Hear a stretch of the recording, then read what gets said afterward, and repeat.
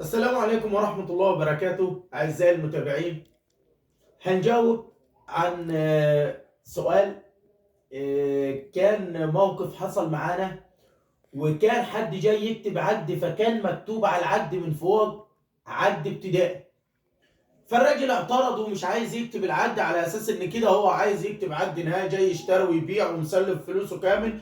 فهو في دماغه مش قادر يفهم ان العد الابتدائي مش ان لازم يكون العد مكتوب عليها كلمة ابتدائي او نهائي. هو شاف كلمة العد مكتوب عليها من فوق عد ابتدائي، في دماغه ان لا ده ما ينفعش. يا باشا، يعني ايه عد ابتدائي ويعني ايه عد نهائي؟ العد الابتدائي اللي فيه شرط من شروطه ما اتحققتش، دفعت جزء من المبلغ وعليك جزء، ده عد ابتدائي.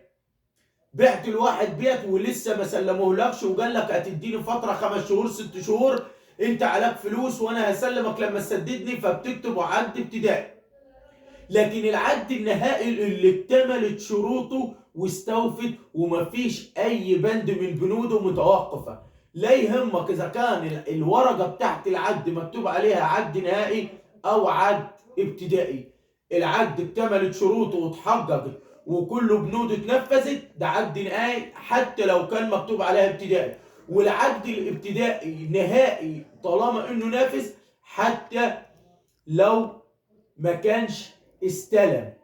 النهارده بنقول لك مالكش دعوه بالكلمه المكتوبه من فوق، وخليك في كلمه العد خلصت بنوده، ده خلاص انت النهائي حتى لو مكتوب عليها ابتدائي. والعكس، لو العد مكتوب عليها عد نهائي ولسه بند من بنوده ما اتطبقتش، ده بالنسبه لكم انتوا الاثنين كبائع ومشتري عد ناقص، وبنقول عليه ان عد فقد لشرط من شروطه ويعتبر عد ابتدائي مش عد نهائي. انتظرونا في فيديو جديد ومعلومة جديدة.